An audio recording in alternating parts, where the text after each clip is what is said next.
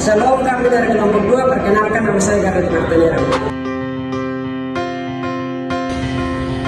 Saya Roy Erikson Jeruga.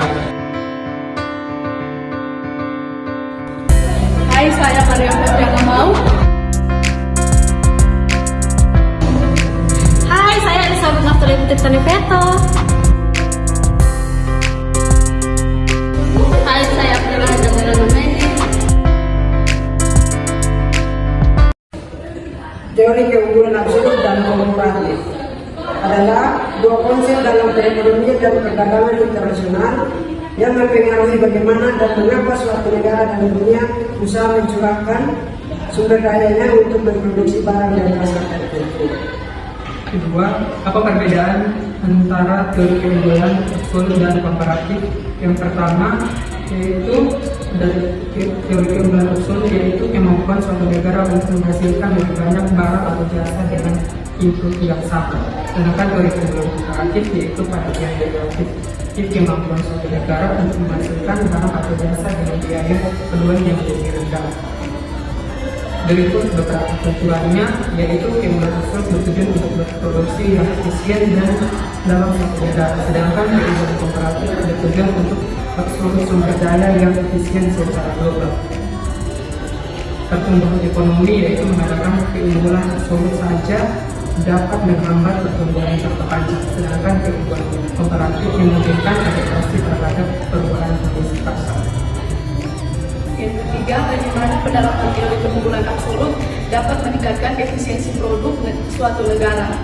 Teori keunggulan absolut dapat meningkatkan efisiensi produk suatu negara dengan cara yang pertama, spesialisasi produk. Spesialisasi produk itu sendiri adalah negara dapat mengkhususkan diri dalam memproduksi barang dan jasa yang menjadi keunggulan absolutnya. Yang kedua itu pembagian kerja internasional itu sendiri adalah negara dapat melakukan pembagian kerja internasional dengan negara lain yang memiliki keunggulan absolut berbeda. Yang ketiga itu peningkatan produktivitas. Peningkatan produktivitas itu sendiri adalah negara dapat meningkatkan produktivitasnya dengan memproduksi barang dan jasa yang menjadi keunggulan absolutnya. Yang keempat itu pengurangan biaya produksi.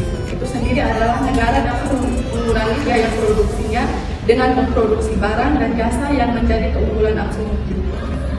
Yang berikutnya, dalam hal apa teori keunggulan komparatif lebih relevan dibandingkan dengan keunggulan absolut dalam menemukan pola perdagangan? Teori keunggulan komparatif lebih relevan dibandingkan dengan keunggulan absolut dalam menemukan pola perdagangan karena ia menjelaskan bahwa bahkan jika suatu negara lebih efisien dalam memproduksi semua barang, tetapi ada manfaat bagi negara tersebut untuk fokus pada produksi barang di mana ia memiliki keunggulan komparatif, yakni barang yang diproduksi dengan biaya relatif rendah dibandingkan negara lainnya. Keunggulan komparatif menekankan pentingnya spesialisasi dan perdagangan yang memungkinkan negara-negara untuk saling memperoleh barang yang lebih murah dan meningkatkan kesejahteraan ekonomi secara keseluruhan. Sementara itu, keunggulan absolut hanya mengukur efisiensi absolut tanpa mempertimbangkan biaya relatif yang bisa membatasi pemahaman tentang potensi keuntungan dari perdagangan internasional.